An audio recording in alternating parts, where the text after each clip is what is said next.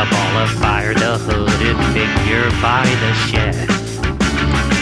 The unseen stare, the memories from which you fled. The big dark eyes, the pale white skin, the pointed chin.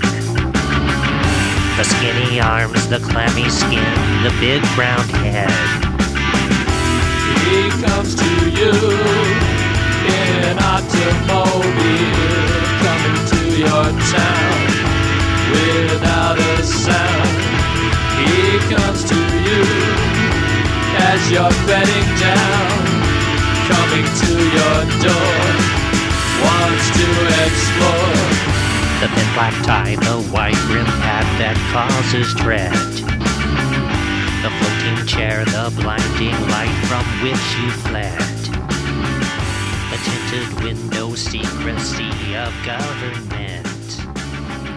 The tiny mouth, the tiny talk of time. John Frick, paranormal investigator and moderator of the Mothman Lives discussion list, is going to talk about a lady who began recently distributing the Indrid Cold tapes from the Mothman era, early Mothman days, and some things that have started happening to her since she has begun distributing these tapes. This guy Billy has been stalking her, and he has dark skin and slightly oriental eyes, and he's very stupid. He's always asking really, really dumb questions, and she thought he was just, sort of an obsessed fan of hers because he kept showing up at functions she was at, and but after a while she started getting creeped out by this guy, and he'd show up in places where it wasn't even announced that she'd be there, so it was something a little stranger than just him finding out she was going to be at, say, a signing or something, and then this guy would show up and she ran into him in a Walden Books or something like that. I thought the whole thing was pretty interesting. Weren't you talking about libraries as being places where Men in Black stalk people? Yeah, there's been a couple different cases where the Men in Black will approach people in the university library while they're reading a UFO book, and they'll either have missing time, or time will seem to stand still, or some kind of weird thing will happen with time. And there's been a couple cases that I know of, plus Keel knows of some others. What draws you to the Men in Black stories? Because it seems like that's your focus. I'm not sure, just the combination of mystery and the almost humorous way, like the way the guy drank Jello and all that kind of weird stuff. It just seems super interesting. What about the aspect of time? Well, I'm interested in that too, but just the Men in Black in general, they just seem, some of them seem like they're harmless, and some of them seem sinister. It's just kind of interesting to find out if there's different groups or if they're all up to the same thing. What are the different groups that you would say that there are?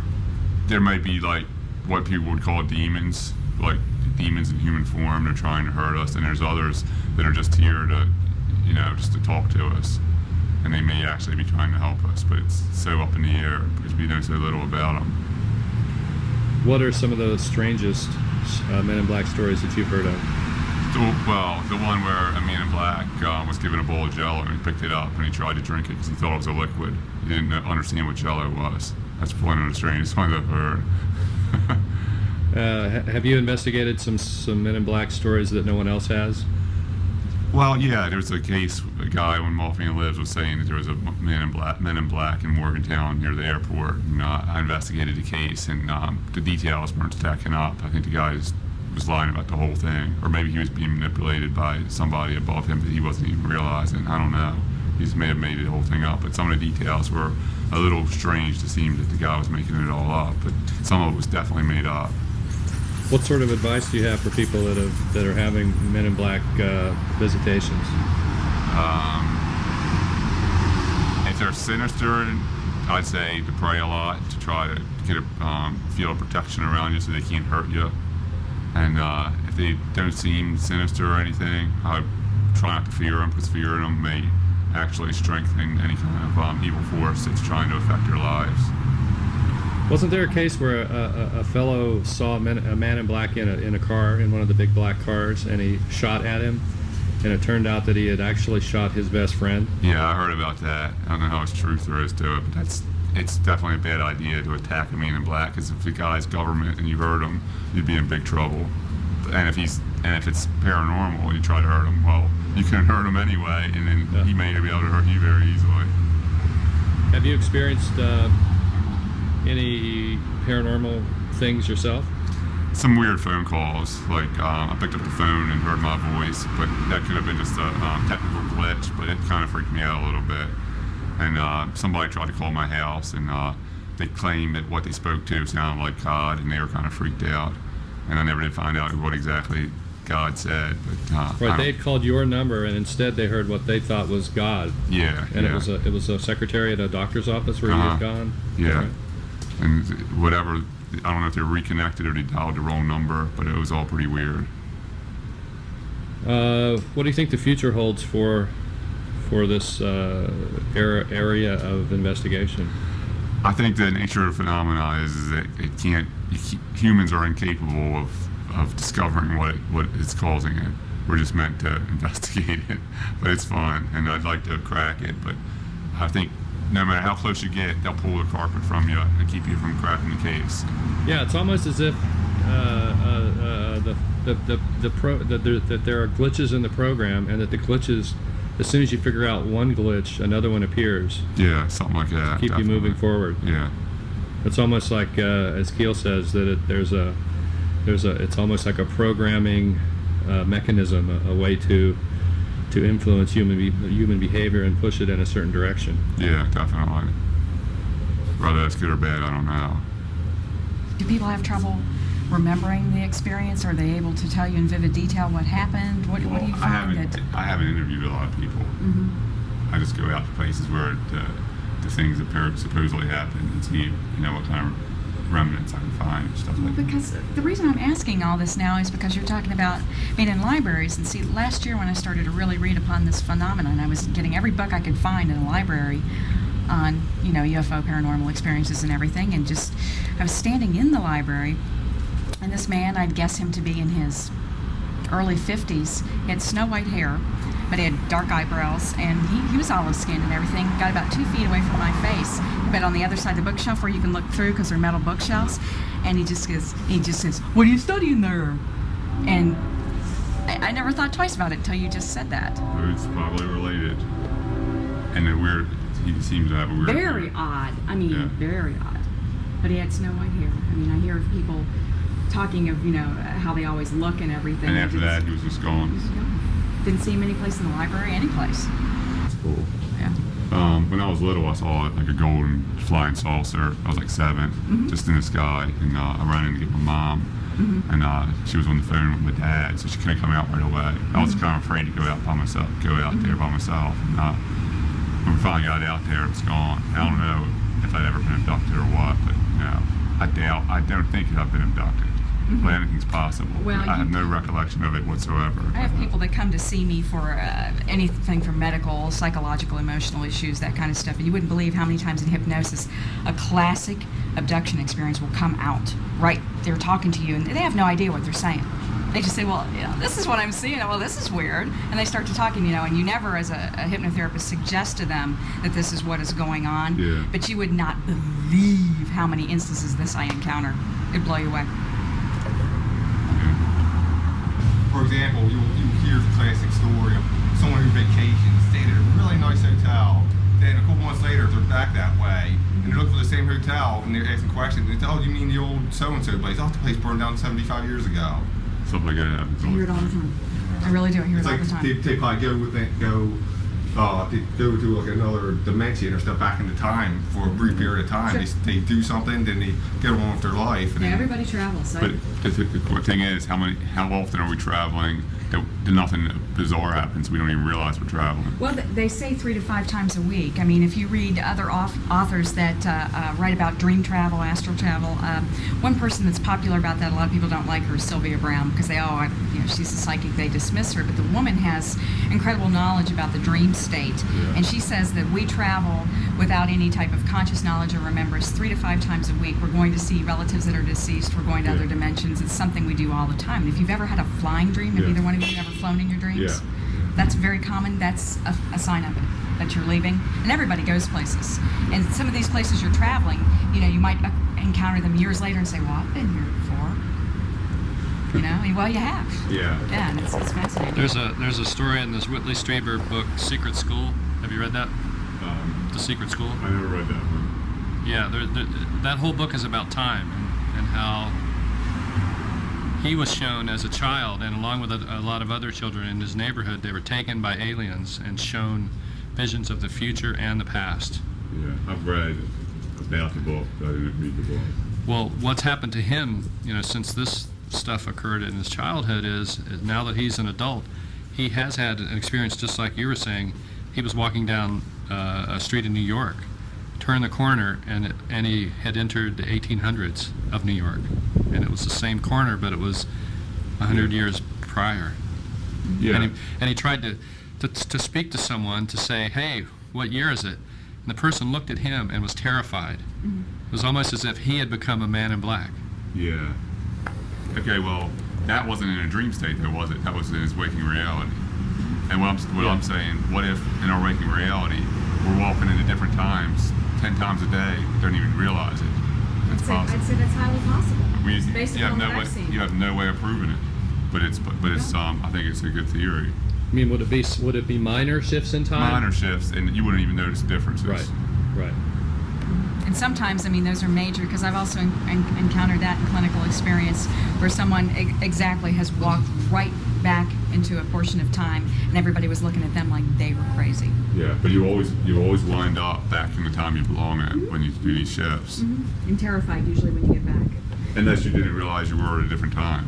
And the thing about the person I'm talking about, in particular, a client I was working with, came in to see me for a medical issue, just for complementary therapy, and shifted back to this and realized that this is something that happened to him a while ago, but they had suppressed the memory of it, and it for some reason came out as we were talking about emotional issues related to their physical symptoms, and it just came out. And usually what happens when you bring that to the surface with someone, they don't, they might temporarily relive it, have a little bit of fear associated with it, but actually it releases it. It's a tremendous release. So it's not a good thing to suppress these memories. Yeah. It's a good thing to bring them to the surface and release them. Yeah, I can understand that. Yeah. Here we are at the TNT area. We're traveling along here with the president of the Pennsylvania Bigfoot Society. Oh, I'm sorry, the president couldn't make it. He sent one of his underlings. Would that be PBS? Yes, PBS. Here we are. Thank God there's a full moon. Yeah. So we can have a better Mothman sighting. Yeah.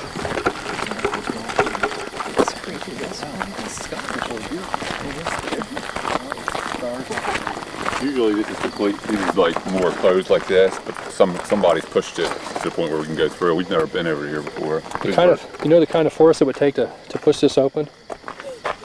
It's inhuman.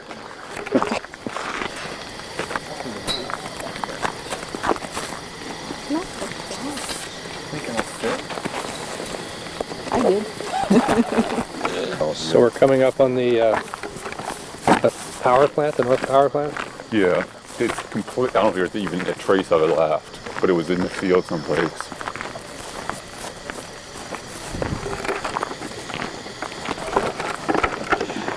We've just been run off the property by my neighbor. Always your call. The sheriff has been called. We're not going to be able to see the Mothman here tonight.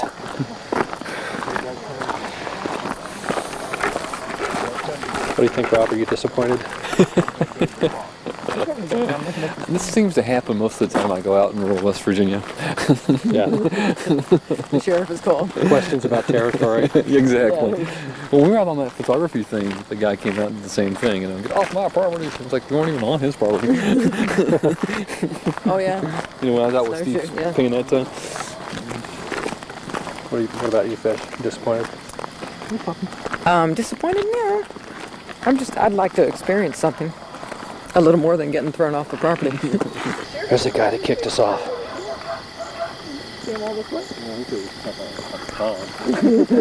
Hey, sweetie pie. Maybe we can get a Rodney King style beating going on here. Anybody got any beer? Yeah, my name's Janice Stroll. Okay. I was grew up on Big Tower Mountain outside of Charleston, West Virginia. And I was living in the Atlanta area in Marietta, Georgia back in the 70s. And one night we were at some friend's hanging out, and we had a Ouija board. And I played the Ouija board a little bit, you know, when I was young, real young, me and my girlfriend, but I really hadn't done much with it. But anyways, we were playing this Ouija board as couples. And so, you know, I was kind of homesick off and on for West Virginia. And so I just asked it, I said, will I ever move back to West Virginia?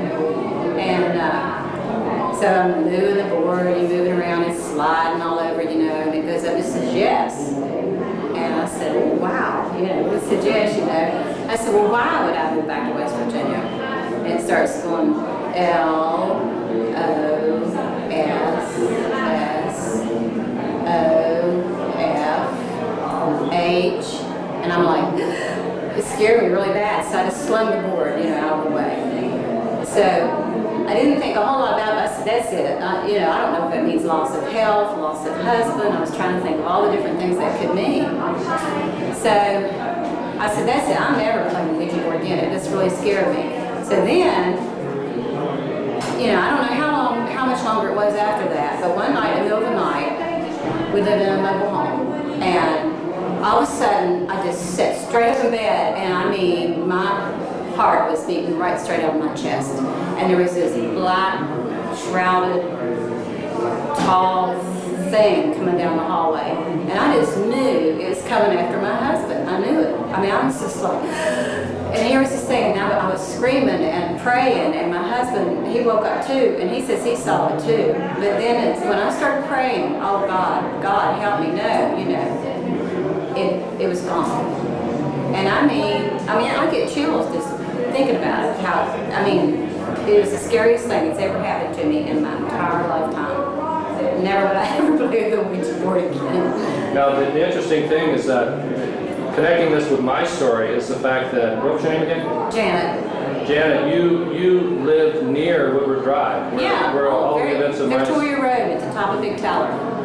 Yeah, right so at the top of Big Tower. Essentially, if you were to continue out Woodward Drive and go over a hill, you end up being near where you live. Oh yeah. So in a sense, what you've experienced is probably the same phenomenon that we've experienced.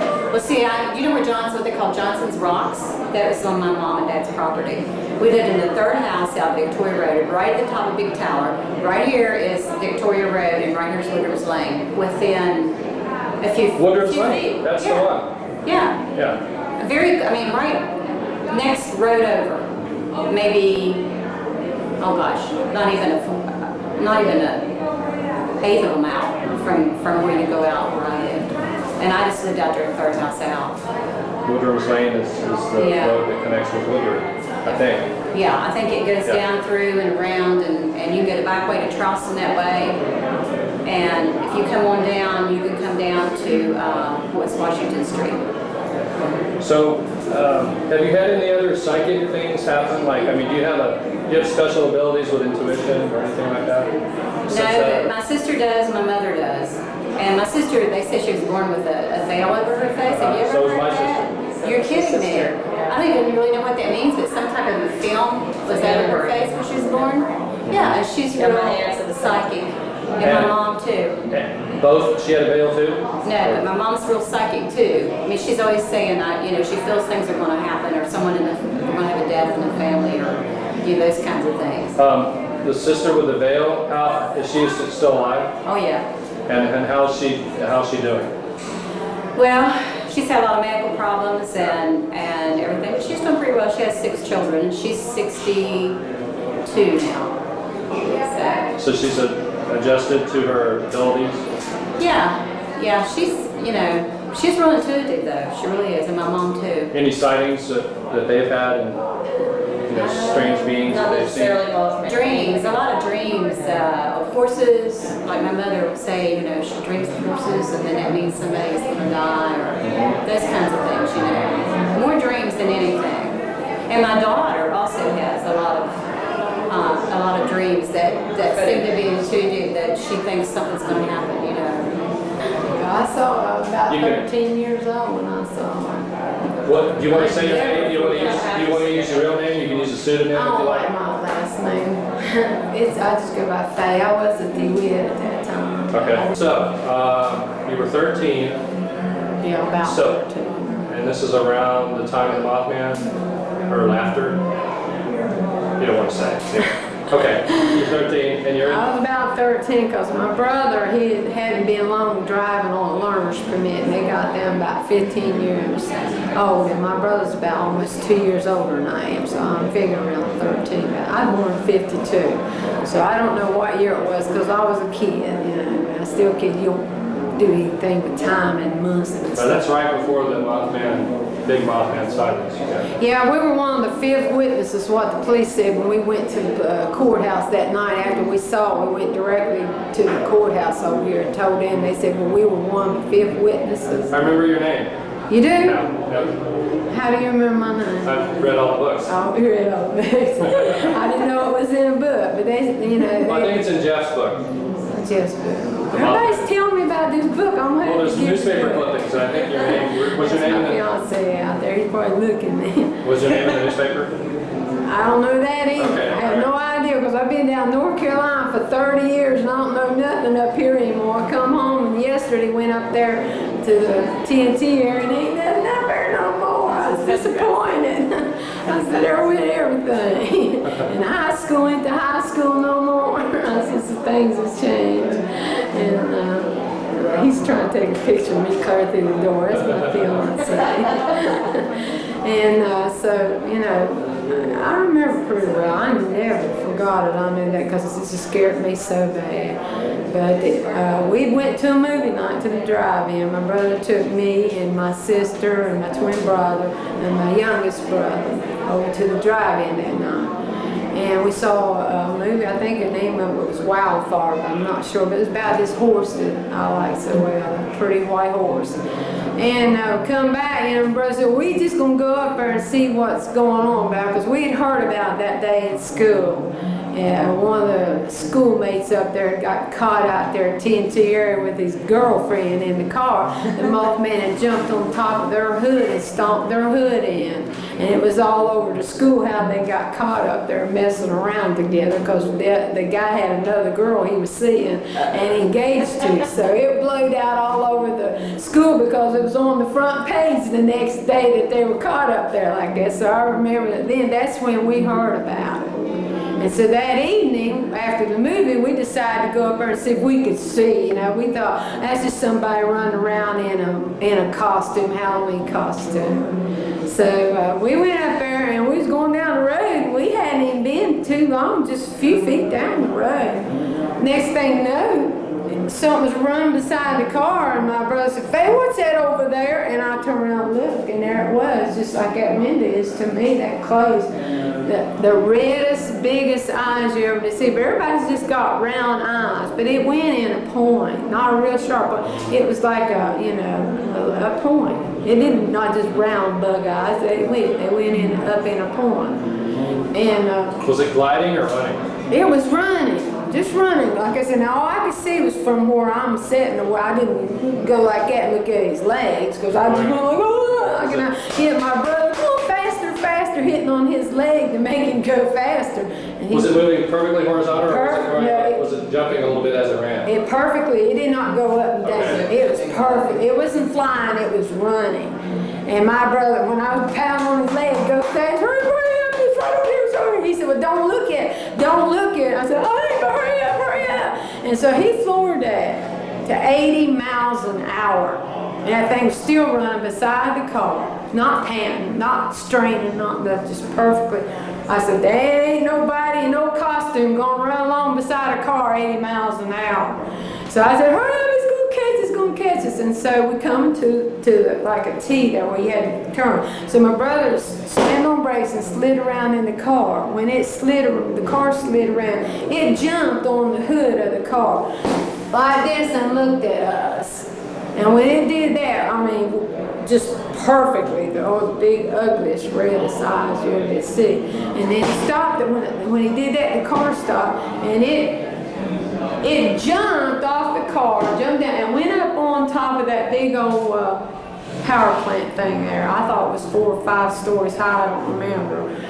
You know, the old power plant that they tore down. It jumped down off our car and then jumped up there opened up its wings barely at the tip top, but it jumped up on that roof, sat down like this, watching us, just watching us. And my brother said, I can't believe what that did there. And he got out of the car and started picking up stones out there, throwing it at it, trying to make it move, and it just kept sitting there watching. And he threw it out, boo, boo, boo, come on, but I make it fly, you know, boo, come on. I said, that can't be real, boo, boo, like it. Directly it stood up. When it stood up, I said, you better get back in here, I can't drive. You know, we gotta get out of here. So he jumped back in the car when the thing stood up. But when it stood up, it jumped down from that high building there. It jumped down like it wasn't a bit of a problem. Took off a running, and there was some hedges there about 6 feet tall, and they was all branched out. They weren't trimmed, they was all bushed out, like years of growth. When it got to the tip top of those there, that's when it opened up its wings and flew off.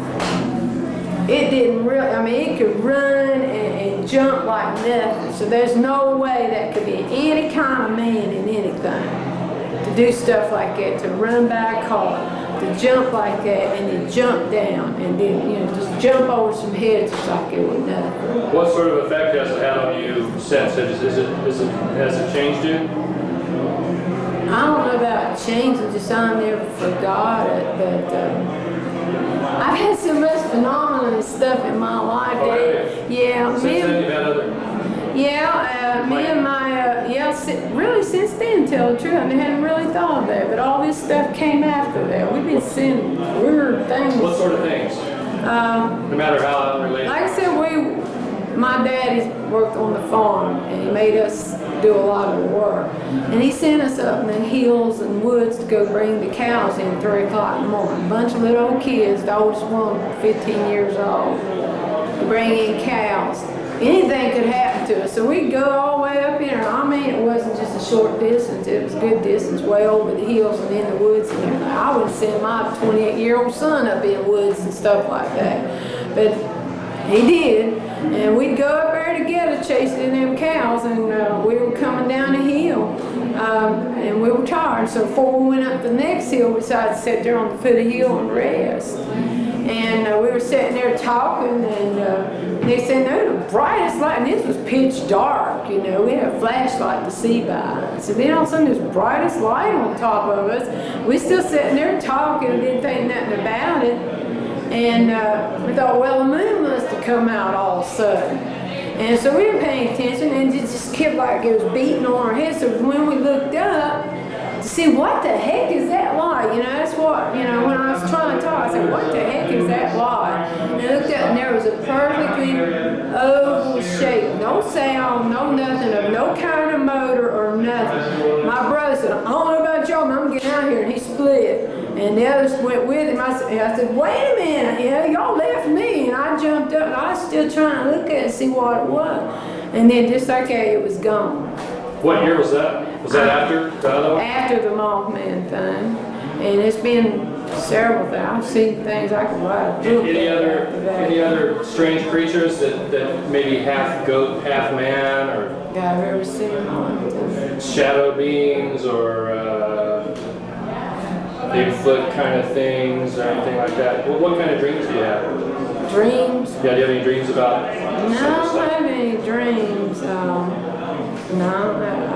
What were some of the other things that happened? After that? Yeah. Well, I've got what you call, I can predict things and see things that's going to happen to my family or me, and before it's happened. And I don't believe it, so I tell somebody like my kids so that I don't think I'm going crazy. Because you dream? No, I don't dream it. I'm wide awake when these things come to me, these visions, and I guess that's what you want to call them. And I've had this so long, I don't remember when I didn't have it. Are most of these visions just related to your family? Or family, anybody I love, yeah, anybody I'm close to, but basically my family or something like to me, whatever's going to happen to me. It won't it won't be as clear to me as it will them, you know. To me, it's like, you know, it won't tell me completely everything about me. It kind of leaves like a guess thing, or a puzzle. I got to put it together. Yeah. But them, it's more closer and clearer. But with me, it's like, you know, I don't need to know what's going to happen to me, you know. That's the way it acts. But we're just direct descendants of Chief Cornstalk, my family is. So, you know, Indians have this stuff. So that's the only thing, and you know, I've heard this, now I don't know how true this is, I've just recently heard this since I've been here, that they say that this Mothman thing is that Chief Cornstalk's son, Red Hawk, come back to fulfill the curse. I don't know. But I know that it could have bothered us that night. It could have done something to us. Why it didn't, maybe it's not out to harm anybody, but we're just little kids up there. And it could have carried any one of us off because we're just like doorsteps, and it didn't. And it just sat there and watched us, and like I said, and then it just didn't bother us, you know. If it was even going to do anything to anybody, you know, there was a perfect way to do it to little kids. But, you know, I've often thought maybe that's what it was, because if that was fulfillment of that curse that Point Pleasant had on them, and that's why it didn't bother us, because they see that all my brothers, now I'm not the only one that runs in my family, this here, what do you call it, perception of the future and everything. It runs all through my family. I have it the strongest. My sister above me has it stronger than I do. And I can see that's being passed down to my son. It goes down, but each time it goes down, it gets weaker and weaker and weaker. And it runs all through my family. Some of my other brothers and sisters have it, some don't have it at all.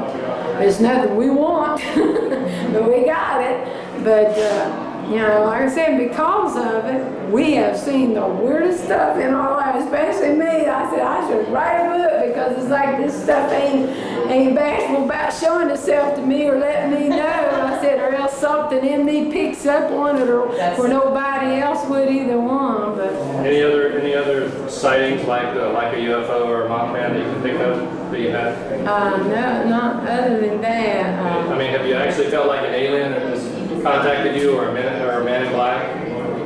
No, nothing like that. Any visitors at night, like in your house, angelic beings? Or, Yeah, I see, No. yes, sir. I've had one of them happen to me. It was in the house. I don't know what it was. And it scared me to death.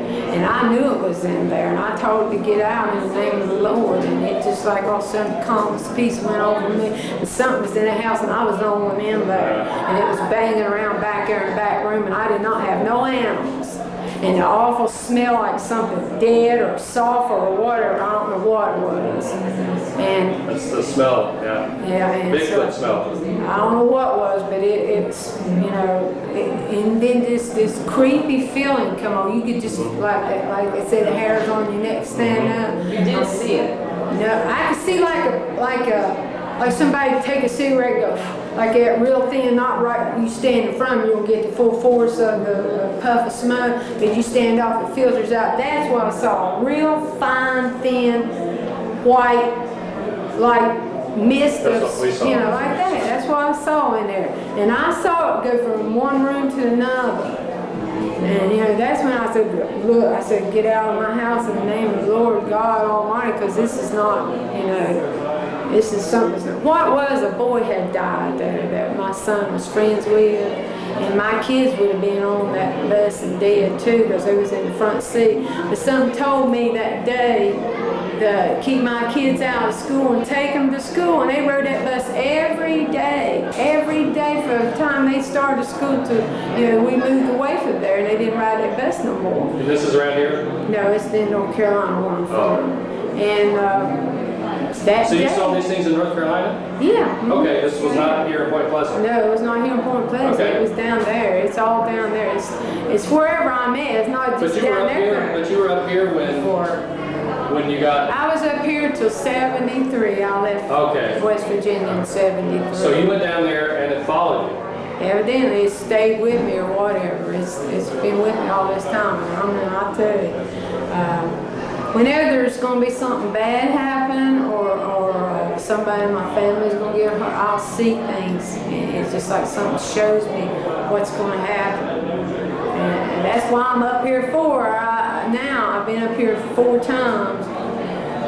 I've been told, get this now, I've been told in January this year that I was going to get married again. I just lost my husband 2 years ago. It'll be 2 years in March in a car accident. Sorry. 3 times I have buried 3 husbands. Buried 3 husbands. Wow. And all 3 of them didn't believe in this stuff. And all 3 of them wanted me to leave it alone and not mess with it and shut up, I'm crazy and all this stuff.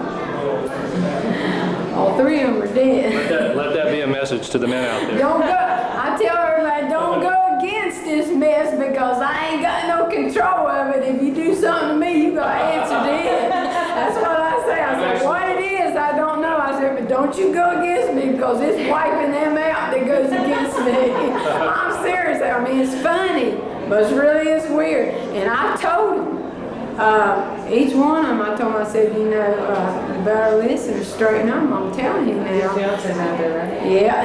He knows that. I told him, he said, well, I'm game if you are. I said, all right, just don't ever go against me on something really serious. I said, when you go hurting me really bad, it's like something is there taking care of me. Something is watching over me and everything. It's like something there is, and like I said, I didn't plan on getting married. I didn't want to get married again. It told me I was going to get married next year. I said, no, I ain't even met nobody. Don't be telling me that. It told me I'm going to move back to West Virginia. I said, no, I like it down in North Carolina. I'm staying down there. Ain't nothing back up home. I'll go home and see everybody. And it said, show me the house, what I was going to live in. Show what it looked like and everything. And then out of the blue, stuff is popping up. The furniture for it, and then out of the blue, I saw it, you know. Saw everything, and everything's happening just like it said. Like I can't even control it, it's happening so fast. And you know, it's like I couldn't even plan this because I didn't have time to do any of it. Show me what I'm gonna look like when I got married. Show what dress look like. Show where it's gonna be and everything. I just haven't found. When I find it, there it will be. And that's where everything's been going. It's laid my life out for me, and I don't have no control. And it did it all 3 times. And it told me all 3 times that my husbands were going to die. It didn't tell me it was them. It showed me what was going to happen. It showed me seeing somebody dead and the way it looked and everything. But I couldn't see the way. I didn't register who it was. And then all of a sudden, within less than 15 minutes after I was shown that, then I got the word that my husband's was dead. You know, each time, within 15, 20 minutes after I saw that, then I got the call that they were dead. Each time. So it notified me, let me know. You were maybe knowing as it happened? Yeah. Mm-hmm. All along I felt it, you know, and knew something was going to happen. I kept telling them, I said, now you better straighten up, you know, I got a bad feeling about this. Don't be doing this, you know. Something bad's going to happen. I just know something bad's going to happen. And they wouldn't listen, and I really thought it was going to be to me or somebody in my family, because see, that's where I've, you know, always figured it's my family or me. But it's somebody that's close to me, and they were my husband, they were close to me, and so it was letting me know about that. But all this has been stronger since this Mothman thing. It has been going on till it's me, like I said, like I'm standing here to you, there's something like that beside me all the time. Really. I can feel it that strong. Wherever I'm doing or whatever I'm doing, if I'm about to do something or whatever, it's like it's there. But I also know there's something else on the other side, and it's like a good side and a bad side, and they're both fighting over who's going to get me. I was like, well, I ain't going to have nothing to do with you, don't care what you are, you know, I ain't going to do that, you know, but it's warned me of everything, so it can't be bad, or else it wouldn't warn me, it'd go ahead and let this stuff happen. And then whatever happened, I'd be hurt or something happened to me. But it warns me to keep me from either being too shocked about what's about to happen, or it keeps me from being hurt. It doesn't change anything that I know, because it's not enough that it let me know that I can put a stop to it. I mean, I can in a way, but I feel like if I put a stop to it, something worse is going to happen to me than whatever that situation would have been. So I can't stop it. I have to go ahead and go through with it. And that's what it's been. I mean, I know something bad's going to happen, but I can't help it now. Well, you did help it with your son, the bus. Yeah. So something just told me the situation come. I had a babysitter. And all of a sudden, you know, she started showing herself with the kids that she was watching. She was playing those kids against mine. I said, well, I don't put up with that. She was giving them cookies and stuff and making mine sit down and do homework and everything. And if they did all right with homework, then they got a cookie or something. But the others would come in, she'd give them cookies and milk and stuff so they come in from school. And I found out about it and I got all about it. I said, well, you don't need this. So I just stopped it. And someone said, don't take them back over anymore. So I said, don't take them back to her anymore. Well, if I didn't have a babysitter right there, then they didn't have no place to go to when school was out. So I had to carry them someplace else, and the bus didn't go by there to drop them off. So I had to take them to that place. So that morning, I carried them to the nursery and dropped them off. The bus picked them up there, carried them to school, and then brought them back on that bus. And when I was getting ready to go pick them up at the nursery, that's when I heard the news about the bus. They'd always rode a crash and killed about 8 kids on there. And my kids was on the first seat where they'd been assigned to right behind. And the boy that was his best friend that lived out there where we did, he was right behind where my son and my daughter sat, and the rod, you know, when you come up on the bus, you hold on to that got bent back and went clear through him. Right there, the up top part went right through his brain and out there, and it got both of my kids, because there's 2 poles there, one behind the bus driver and one that you come up on, and both of them poles got bent like that, went right through that hole right there. And see, it would have been my kids, it would have went through my kids and through the seat and got him too. So it set up a situation where I had no choice but to take my kids and not let them ride that bus that day. And it told me don't take them back to her anymore, don't take my kids back over there. So I had to find something else. So I went raking the phone book all that evening until I found this nursing and set it up with them to start trying to put them in there. That's how they were saved. But no, whatever's meant to happen is going to happen. It's like it's warning me so I won't be shocked by it. But if I don't follow through with what it tells me, had I not done that, had I said, well, I'll just leave her with one more day, because it was like on Friday, I think. I said, well, I'll just leave them with one more day, but then come Monday, I'm going to change them over. Had I done that, they've been dead. You know, I listened to that, yeah. It's good. Like I said, it goes like that. I don't have time. Now, sometimes it'll tell me things, and it's like a year away. It's like months away, or whatever. You know, but I know, like this. Yeah, like this here, it told me I'm going to be in West Virginia, I'm going to be married next year. So all these things is coming about to fulfill that, so next year I'll be living here and I'll be married next year. And I had no plans for none of it. None of it, I'm serious. I've told every one of my kids way back in January when this started happening, and they knew that I wasn't over my husband. I was still really upset, you know, over my husband's death. And I was fed up with marriage 3 times and it didn't work. And so they'll tell you, and I didn't want anybody. In fact, when I met my fiance, I told him, I said, go on, leave me alone. I'm fed up with it. I don't want nothing to do with it or anything. And then when I went back home, someone said, go back up here and see him again. So I said, no, and we talked to each other on the phone, and just kept on saying I needed to come back. So when I said, well, I'll go up there and look for some more houses. So I came up there and I saw him again, and something just told me, and told him the same thing, right at the same time. He said, when he looked at my face, it glowed. He said, I glowed, and my face glowed.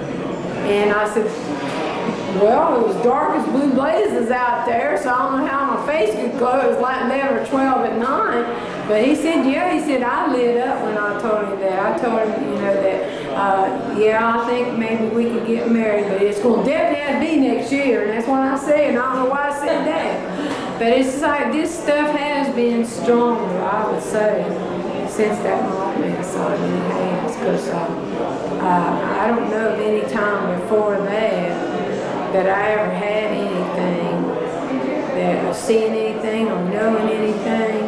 Like I said, I've always felt like there's something around me at all times, like I said, right next to me. I also feel like there's something else, and it's like they're pulling me who's going to get me. That's the only thing I explain it is who's going to get me. But yet, whatever that is, it's not nothing bad because it's telling me things that I need to know and prepare myself. So your advice to people who have been affected by this phenomenon is to talk about it, Because then you don't think you're going crazy if you tell somebody. See, now that's what we had 5 of us, so there's no way I said we're crazy. But everybody else, you're just a bunch of kids, And that's what we think the officer did because we don't think he took us seriously. But he did tell us we were one of the 5th ones that come up with it. But when stuff like this happens to you, whether people believe it or not, for your own sake, tell it to somebody so when it happens again or anything somebody else experienced, you say, well, I ain't crazy because I done told you I seen that or I done this or I felt this way.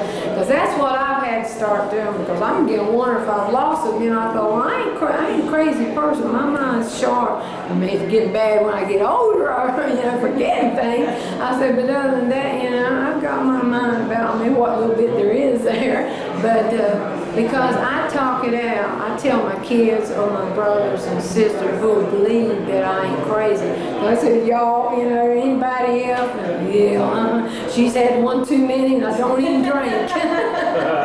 But that's good is to tell people because it gets it out of you and it makes your mind at ease so that, and then when it'll happen to somebody else, you ain't going to be the only one to see something.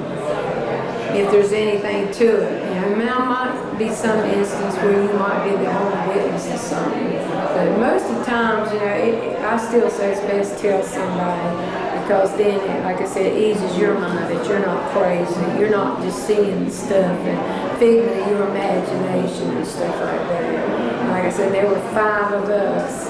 And all of us remember it to this day.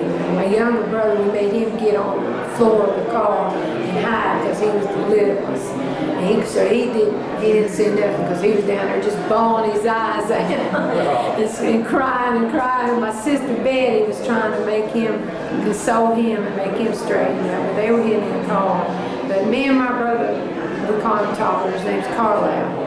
And my twin brother Ray can actually tell you, yes, we saw all this to this day. Well, thank you. My name is Ed Oundee. I live in Northern Virginia. Back in 2001, November, last week of November, we were coming back from vacation in Florida. It was around 2:30 at night. We were driving on I-95. We had just got into Georgia. I've heard your story on the Mothman side. Yes, and my mom was driving, I was in the passenger seat. My dad was sleeping in the back. There were no other cars on the road, just us. And off in the distance, right in front on the highway, about 100 yards away from us. 30 yards up, we saw the thing. Very large, at least 200 to 300 pounds. It approached us straight on. Our high beams were on. It kept coming towards the car, and my mom started to slow down because we didn't know what it was, and it kept coming. Strange thing about it, there were no wings. It was just a body in the middle of the air. It came just directly right over the car. Were wings folded back like this? Well, I didn't see what she said she saw was. I'm a little bit nearsighted. It went right over the car, about 30 feet right over the car. We got a good look up at it. It didn't have. It was just like a body mass, like if a bear didn't have like really limbs or arms, not like the statue out there. It didn't look like a butterfly. It passed right over the car, and then as soon as we passed over the car, I turned around because I wasn't driving. After that, I turned around. It had these huge wings, easily spanning each side at least 5 feet long. Each side, probably 10 feet altogether. And it didn't flap its wings. It just kept going and just hovering all the way across until we lost sight of the thing. My mom can tell you more. She has better vision. She had better look at it. Her details might be a little bit different from what I have to say. But right now, a lot of things are going through my mind. It's been about a year and a half since it happened. I've been searching for somebody to tell. There really is nothing out there. I didn't know until I came across this. I'm interested more into UFOs, and so it came. I caught a picture of it off the Sightings website at some festival, and I was like, "What is it?" And I saw a picture of the thing, and both of them said, "That's it. That's what we saw." And then I had some kind of lead to keep looking into it, and I finally found that there was something over here. So I wanted to talk to somebody and see if we weren't the only ones who saw it. At least we can come up with an idea what it was. I have no clue what it was. How have you felt since then? It shocked me. Have you had any changes in your just life view? Or? It did change my perception of what was out there. I mean, I didn't believe in monsters. I don't believe in angels and demons, but this thing just blew my mind away. And every time I talk to people many times, I get scared. I get chills in my back, and I don't know what to do. I don't know. I feel like crying, but yeah, like he says, I was driving. We were talking about wow, it's only us on the road. Nobody's coming or going. And my husband, he was kind of tired, and we says to him, go back to sleep, and he always wake up. And then we driving, he says, oh, welcome to Georgia. But my husband at that moment, he did fall asleep, so we didn't want to wake him up. And him and I, we turned the radio on, and it was quiet practically, but it was clear night. And then we did see something, but we couldn't talk. I was just waiting for this thing to come over. It wasn't flying. It didn't just drop like this. It was just coming toward us, like this, but without moving the wings or anything like that. So we couldn't talk. I mean, I was just driving and we started just, shaking. And I tried to slow down so I have more time to see it. So it was coming towards our car, very, very, very close. But it was just a big thing. It wasn't a bird, it wasn't a man. It was just a big thing with red eyes. It was just bright red eyes. I couldn't see really if he had legs or tail. I did, but it was just like this. It was just coming toward us, and then when my car came here, it went up, it went behind. So when he turned around, and he stand like a wings, white wings, and you just did like this and continue going, but it wasn't doing this. It's just it's a sort of magnetic. Yeah, we talk about and we said, how can it fly? It wasn't flying. It's just like floating.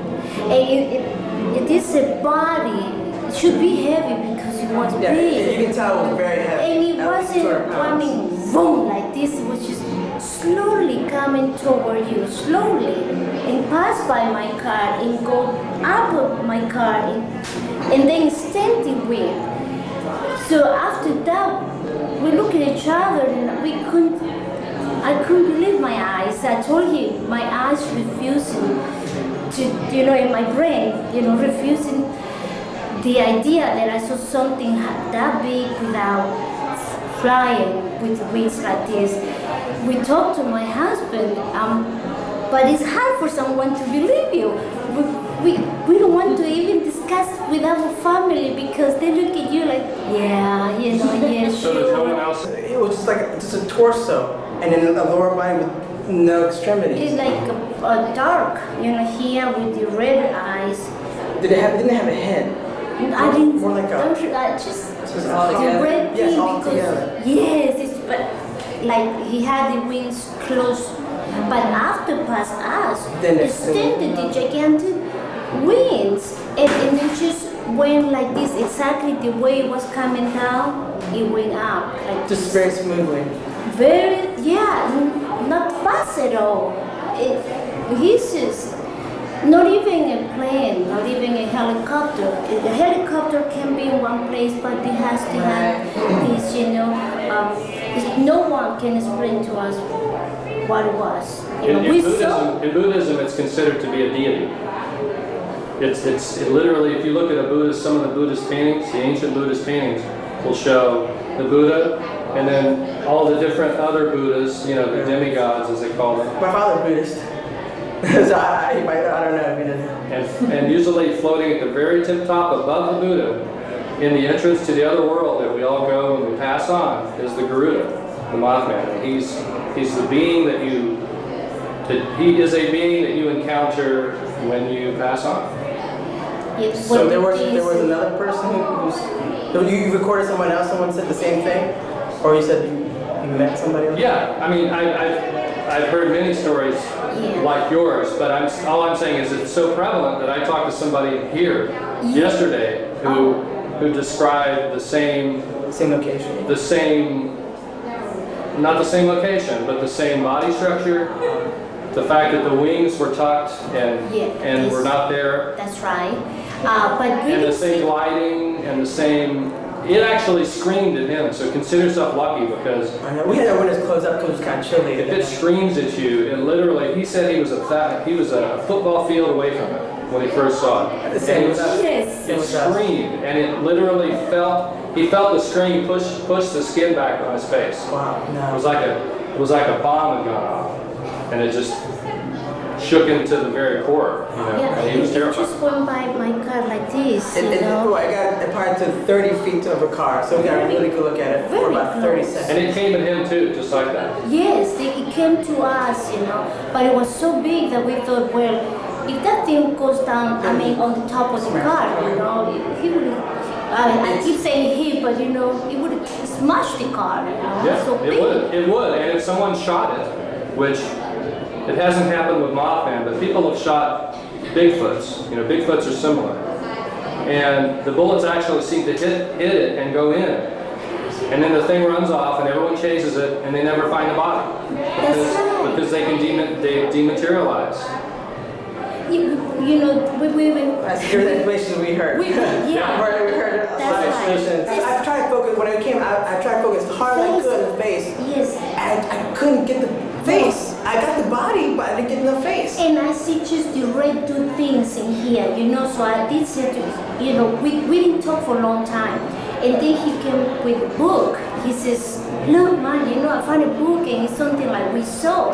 So I said, don't tell me. Yes, exactly. They said the wings and so and so. And I said, do they say they have red eyes? He says, well, I didn't tell you that and you saw it. He says, I didn't really see it, but I did see the two red eyes. Each person is going to see it slightly differently because it's not that it totally exists out there. It only exists because you're seeing it. So every person is going to shade it differently. You may see it with the red eyes and he may not. And someone else could be in the car and not see it at all. But see, this statue outside has legs, but we didn't see no legs, it was just a...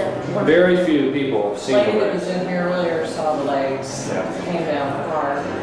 Legs. It came down on her car and crushed like the... this. No. But that's why we were saying we were afraid of it. So now you're glad you didn't do that. You see, your body feels very heavy because we tried to see. This is the first time we drove 7 hours to get here just to talk to somebody else that saw us because we've been alone with this for a year and a half now. I mean, I have nightmares and What are your nightmares about? Oh, just general nightmares. But I've always had nightmares since I was little. Tell me about the nightmares. Do you have the same nightmares over and over? No, I always have nightmares. No matter how random or unrelated it seems, what is your scariest nightmare? My nightmares deal with school when I was in college, but just trying to make good at school. Stuff like that, normal stuff. So, but I mean, we've been in this alone. I've been telling people at work, and Nobody has any idea. Nobody. I searched the internet for almost every single night for over a year and a half, trying to find somebody new, somebody else who we don't think we're the only crazy. We weren't sleepy. We don't drink. You know, it came to you because It's been like a little thorn in my side for over a year. I didn't know where to go. And it took us a year to actually. We didn't talk about it at all until last winter. I mean, we kept shut. I didn't want to talk about it. You didn't want to talk because it didn't make sense to us. It didn't make sense to anybody. And we talked to my family, my sister. One sister, I didn't even talk my other sister either. It's just one I told her, and we told her, you know, and we started telling her. I said, she says, oh yeah, really? Yeah, believe me. I said, well, she says, it's something that you say even it's hard for you to believe. How you expect me to believe? She said, because I told her it's hard to believe, you know, something floating in there, you know. So then she says, and you expect me to believe that? I said, yes, because I did see it, you know. So describe your interest in UFOs. Just I've always obsessed since I was a little boy, just with the idea of other beings outside of this world other than us. I always wanted to see a UFO. I didn't want to see this thing right here. I mean, I didn't want to see it because this blew my mind away. So you may start experiencing things where you get flashes of what's going to happen. I've always had that my entire life. Oh, you had that? Prophecy? Not prophecies. I would have dreams of places I've never been to. And then 6 months, a year, 2 years down the road, I would say, Mom, did I tell you about that dream, that place I've never been to? And we'd be in some place like on a cruise or somewhere far. I've never been to San Diego. I mean, be the first time I said, my God, I had a dream about this a year ago, 2 years ago, 5 years ago. And I said, it's different from deja vu, where you think you've been there. Well, I have a dream I remember at the time. I said, I've never been there before. And then I tell somebody, and then sometime in the future, it happens. I mean, it feels much better, you know, and much better. To tell you, and at least told us that there are other people out there who've seen it, I guess, recently. I mean, you saw it too, right? So. Well, it was above my bed, hanging upside down like a bat. That's more scary. About this close to my face. I don't want that in my room. I don't want to But it was close to I wasn't scared. I wasn't scared. I mean, I just wanted it to go away. I turned my head and when I looked, it was gone. But it was flying? No, it was hanging like it was a bat, like with his wings tucked up. And his face was right against mine. Did you see face? It was black. It was black. It was so same thing. It was more like a shadow. It didn't really have a lot of detail to it. What it's doing is it's showing you your fears. It's making you confront your fears. It's more like a ghost. Okay, this is true too. Okay. We went to Florida, and we were watching a news that somebody taped. A ghost in Oklahoma on a police video. Yes, a ghost. You know, that at the same time. I swear to God, at the same time we were watching TV, and they talk about and this male lady was walking on the parking lot, and they did see on the camera something follow her too and just disappear. So we were talking about this. We're talking about in the car. Yes. At that time. At the time. Well, right before we said it, they said, I told her, I said, my God, it's like Twilight Zone. There's like nothing Twilight here. Zone, It's like we're in the middle of nowhere. So you were feeling it coming on. You probably did enter a little time zone. We did say it's like Twilight Zone. In a Twilight Zone. Because there was nobody there, no lights, no cars, just the sky and trees and the road. I heard a story like yours where the guy's driving along and he feels like he's in the Twilight Zone and things appear on the road and he drives through them. A tree appears right in the middle of the road and he drives through the tree. So that's what I'm saying, you know, that it's not really there. It seems like it is, but it's sort of loosely put together and you can pass through it. But what I think it was body for real. Yeah, it can make itself because it, you know, otherwise he would have gone to us, you know. But this one didn't want to crash to us because he went out this way, you know. So that's why we thought it had some, I mean, real. Yeah. Well, you can catch it when it can go from invisible to solid, and you can catch it anywhere in between when you see it. I've seen things disappear right. That's the only explanation, gotta be a ghost. It's gotta be a ghost, Because it didn't have any wings when we first saw it, and it was floating in the air. So that had to be. I mean, his explanation is the best it could be. That it was something that's not physical. Because if it's physical, it has to have some kind of propulsion, some kind of wings. Legs or... Yeah, something to keep it up in the air. But it doesn't have to follow the laws of gravity. Yeah, if it's not a physical thing, it doesn't follow the laws of physics, right? That's the only explanation. I struggle with that. My mom said, if it's in the air, if it's physical, it has to have wings. It has to have some kind of jets, propeller, something to keep it up. And it only happened after it passed the car. Then it had wings, but it didn't make any sense to us. So that's what I see. Because of your dreams that you've had all your life, you've had a mind that's open for these paranormal events. So because you're open, you're going to receive it. Other people that are closed-minded, they won't pick up on it like you will. So a lot of times, people will have dreams their whole life, and then something like this will happen, and it all comes together. But you can interview her. Go ahead. I think that's good. Ask her. Me interview her. He's the skeptic. Okay, so I'm the skeptic. Go ahead. Well, I never called it anything. I never called it Mothman or anything like that. I'm just saying it could be similar. But since I was little, I've always seen people passing through my room into walls. A lot of times, just very strange things I've always seen, and then they'll just disappear before my eyes. Or someone will pass through and I just ignore it. Now, I've never gotten scared. But this one time, I woke up in the middle of the night, and something was right above my bed. And I looked right at it, and it looked like a bat with its wings folded up, hanging from my ceiling, and its face was about this far away. And I looked at it, and I couldn't see any features. It was real dark, real shadowy. I didn't see red eyes or anything like that. But I looked at it, and I was like, okay, I don't want this thing above my bed, so I'm going to turn my head. I'm going to wait for you to go away. And I waited a few minutes, I don't know how long, and then I looked and it was gone. But I've seen other things too, but that was the only thing that looked like a bat or a bird. Did it have a man-like body? Or? It was like a cocoon shaped hanging. It looked like a bat. It didn't. I could tell there were wings folded up.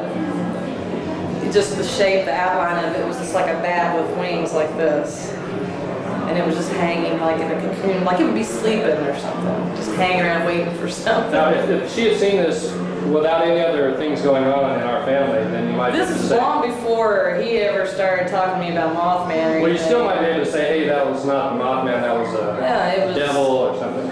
But I wasn't scared though. But the thing that happened when you had your sighting, at that same time I was 8 years old, I built a shrine to the Mothman because I thought he was cool. And sure enough, I didn't see it first, but the friend that helped me build the shrine saw him the next night. And eventually I saw him. And her mother, my sister, has also seen the Mothman. So it started this chain of events, building this shrine. So now we've all seen him. So I would tend to say that she saw the Mothman, or she saw a different form of the Mothman. Now, what you saw, being the eternal skeptic, I'm sure that whoever's seen the man with wings, that's what's always bothered me. Did you and your friend convince each other to see it? Well, I didn't. I'm not a psychologist either. No, I think that's a valid point, and I would say that if my experience had been limited to just that time period, when we were that age, yeah, I'd say maybe I did convince myself. I don't think he did, because he was so far into it. He had so many other strange things going on that I would never associate with Mothman. He had aliens, UFOs, that kind of thing going on. Abduction. He was being abducted. Well, back then, he told me this was happening, and I didn't connect it to the Mothman at all. I was just like, you're crazy. A lot of people have seen the Mothman, not the bird. I separate the two. Oh, okay. And that's interesting. They Tell me have, about that. They have seen things. It might be an omen of something that's to come. What I saw was a bird, but I guarantee you the wingspan it wouldn't fit in this room. Saw it in daytime. Stone sober. Going to work. I had 150 miles to drive. Busiest day of the year. So I had nothing to prove by even reporting what I saw. And, but it wasn't humanoid, it was all bird? Is that your... as far as I could tell, it flew over my car maybe 150 feet over my car and kept making big circles. But there was no man form to it at all, the body, which I couldn't see any legs. And it was everyone all the time I ever saw. So. Well, what happened to my family was, the years passed by and little things happened. And we kind of would talk about them. Do you remember that? Do you remember that? And nobody put it all together until we just read the Mothman prophecies just 10 years ago. And suddenly I'm reading this book and I'm going, everything in this book happened on our street, on our road. You know, all of it. And well, the first lady that we interviewed, she lived in the same area. Remember? Yeah, she had it going on too. She had it going on too. So, yeah, I don't pretend to know what it is at all. I don't either. And I'm sure the people who said they saw Mothman saw something. I'm not going to call somebody a liar or a drunk or on dope or what. Saw something, had to. And what it is, it's going to be a mystery. The bird, there's no bird exists that I've ever read about as big as the one I saw. And Mr. Everett Wedge, who was in the book, he tried to catch it in an airplane over here at the airport. Well, if it was a bird, how did it get my radar? Well, if it was a physical bird, then how could it have gotten in my house? What you saw and what I saw. Had to be different. So yours was at night. Mine was the first daytime sighting. Mr. Wedge's was the second. He saw a bird. They may be two different incidences together. Just happened to occur at the same time.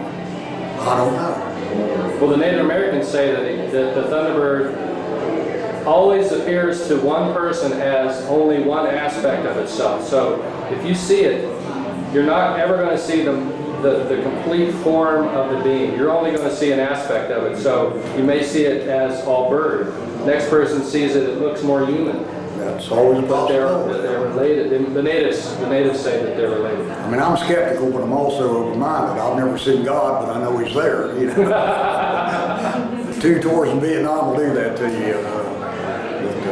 Well, so your sighting, would you say that your sighting, you had your sighting, did it change your perception of your life or God, or what sort of a psychological effect did it have?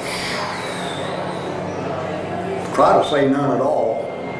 Try to put it out of my mind. You know, I saw what I saw. I've had a standing offer for 37 years. I'll take a lie detector test on what I saw. If these people who saw a man with wings will take one, I haven't had to take her yet. And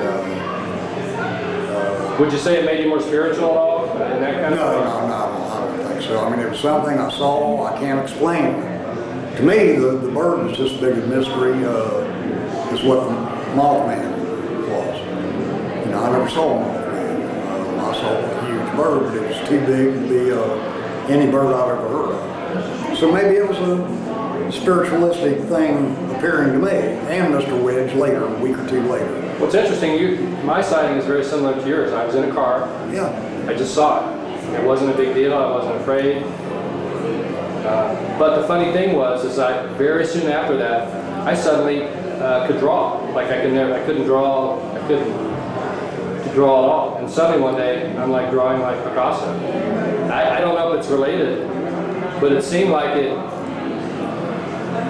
I don't know, it seemed like it made me believe in things other than normal. So suddenly, why not? You know, I think I just told myself, why not? Why can't I draw? If I can see the Mothman. I've never seen a UFO. I'm not saying they don't exist. If it changed anything at all, I guess it might be give me a little bit better sense of humor. Because you sure do take a lot of ribbon on. And I didn't take as much as most people. Because I was a pretty respectable businessman and everything. I had no reason to make up a story. I lived 150 miles from here. I had no reason to fabricate a story or imagine anything. Well, the natives say the same thing, that if you've seen the Mothman, oftentimes it will turn you into a sacred clown, a person who has a better sense of humor than normal. And I think in my case, I've certainly had to deal with that, being the class clown and all that. I mean, that's a good way to deal with it. If you're seeing something that's, for a lot of people, it's scary. But, if you see something scary, it's a good way to, when I knew it wasn't going to come through the top of my car, I wasn't afraid anymore. And there was a few strange occurrences along with it. Yeah, I mean, I'm driving the road that I never took home before because of the detours on Route 50. They were widening to 4-lane, and I went up to Route 62.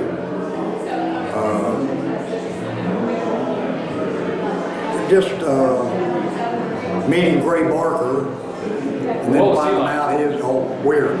Nice man when I got. Well, there's something about this book you have here, the Silver Bridge. Oh, I'm going to pop it up there. I just want to give my take on this book. When I read this book, most of the book is a nice accounting of what happened. He really did a good job. He interviewed people. He tells the story very nicely. But there are a few chapters in here where he writes like he is the Mothman. You know what I'm talking about? Oh yeah, like John Keel says, it's a celestial fairy tale.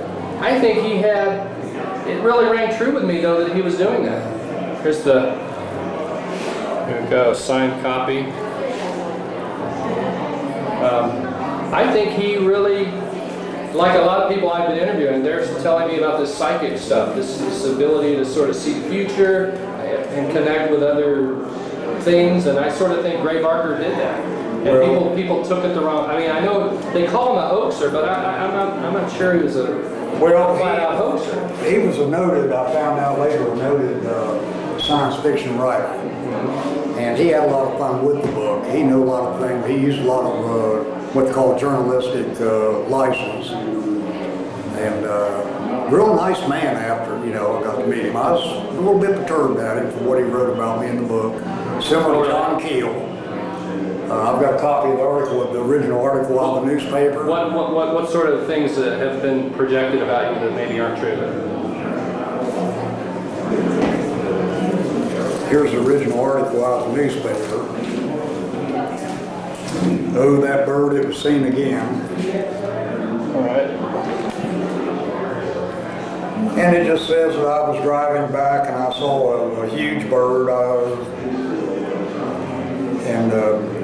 It circled over my car for, I think it's about 1.5 miles, 2 mile area. Right. 7:15 in the morning. It does say that I reported a bird. And I was going 70 miles an hour and it was keeping up with me. And apparently, similar to what I've been telling you. Now here's what John Keel writes. And you're gonna talk to him about this today, aren't you? Oh yeah, I've never met him. I mean, he never interviewed me. You can tell he took the basis of his story from this article, but talk about journalistic license. On November 25th, a young shoe salesman named Thomas Urey was driving along Route 62 just north of the TNT area when he noticed a tall, gray, man-like figure in the field by the road. Suddenly it spread a pair of wings and took off straight up in the air like a helicopter. Now there's nothing in there about a man-sized, we're going straight up in the air. I did say when I first saw it that it was coming over the trees like a helicopter. You see these Sylvester Stallone movies, Right. And then after that, I knew it was a bird as soon as I got a good look at it. And well, I want to be there for that when you point this out to him. He'll laugh. Well, Jeff Loxley he's been kind of a little bit skeptical about letting me meet Keel. Oh, no, you guys are going to great. Yeah, You're very similar. I realize he's making a living, so. Well, thank you, Tom. Sure, thank you very much. Nice hearing your Nice to story. meet you. Now, I got to tell you a story I heard last year when I was here. A woman came up to me and she said, Jeff had told her, because very few people, I don't know why they don't want to come down here to the festival, you know, the sighters. And, yeah, like Linda. I think I'm the only one here today. And just trying to get the story across on the bird. I mean, I think this festival is wonderful. But I think the bird story is just as interesting as the man with wings. Yeah. But a woman came up to me and she said, I saw Mothman one time. And I said, you did? I said, where? I said, do you live around here? She said, no, I come up from North Carolina. Oh, I met her. Oh, I did you? interviewed her. That's the one that the bus wrecked? Yeah. Oh, that, now my hair Yeah. kind of got me. And then last year, Marcella Bennett. She's in John's book. Yeah, I know her. Okay, you know her? I know, yeah. We rode to Katanning, Pennsylvania, where they filmed the movie, to film the Unsolved Mystery segment. Jeff knows I'm a skeptic, and I sat in the back. Donnie and Jeff's in the front seat, and Marcella and I sitting in the back. 4 or 5 hour car trip. And I said, okay, let's get it over with. Let me hear your story. And I'll tell you, it's pretty convincing. So that's the reason I can't call the people who've seen a man-like figure liars, crazy, drunks, or anything else. I saw what I saw, they saw what they saw. Yeah, it appears Whether slightly they're interrelated, I don't know. We'll find out one of these days, though, you know. Yeah, when we go to the other side. Right. All right. I'll get down here and see if I can catch Keel. If you hear somebody yelling, you know I got him by the Nah, You're Marcella Bennett. Correct. And you're a well-known witness. And I heard you speaking with, was that CBS? Those guys? And he was asking you about how you feel today. Right. And that's sort of what I want to talk about is what my films are about what happens to people after they see Mothman, and the sort of changes that you go through and how your worldview changes. And you were saying that today you like draw the shades, and that reminds me of my sister, who's her mother, who also my sister saw flying saucer, aliens, and she also saw the Mothman.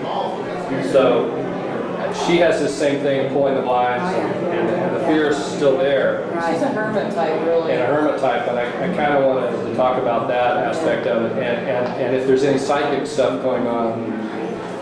Because I know with Linda Scarberry, she describes being sort of feeling like the Mothman came back again, and was sort of knew what she was thinking, and there's sort of a telepathic sense that he was always kind of around and watching. Is that the kind of thing you experienced too? Yes. Right. Do you receive messages like either visions or feelings, or do you feel like you get information from them somehow, from this entity? Very strangely, here about a year ago, I believe, I had been downstairs and I got a little tired and I went to take a nap. And I never had anyone to call and tell me about the movie they were going to make, that they wanted me to come to Pennsylvania being, in it. So I went upstairs and fell asleep, and I evidently hadn't been asleep 15 minutes, just had fallen off. And I woke up, and when I had woken, I had dreamed in those few moments that they had called me and wanted me to go and help them with this movie. I thought, oh, that's kind of stupid. But do you know, this is a God's truth. My sister can tell you, be a witness. that evening, the phone rang, and I answered the phone, and the guy said, well, I had a neighbor to be a witness before I get ahead of my story. My first cousin, I called and told her what I had dreamed within so many minutes, and she chuckled and laughed, and she said, oh, the movies, huh? And I said, well, it kind of frightens me, and I was frightened about it, because it came from somewhere where it had to enter my mind. And that evening, I went down, the phone rang about 8 o'clock, and it was Pennsylvania calling to want me to come out and, you know. I thought, oh no. And then I turned around, and I couldn't believe it.